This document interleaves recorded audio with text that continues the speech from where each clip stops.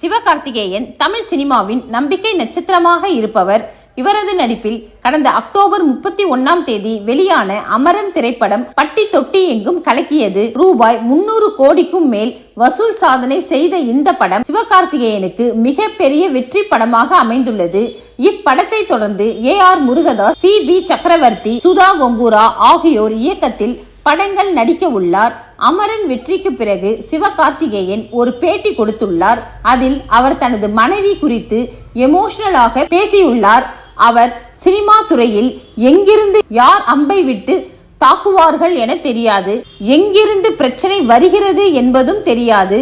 பிரச்சனைகளால் ஒரு கட்டத்தில் சினிமாவை விட்டு போகலாம் என்ற எண்ணம் வந்தபோது மனைவியிடம்தான் முதலில் கூறினேன். அவர்தான் சினிமாவை விட்டு போகக்கூடாது என்று சொன்னார். விலகாமல் நடித்து கொண்டிருப்பதற்கு எனது மனைவி ஆர்த்தி தான் காரணம் என தெரிவித்துள்ளார்.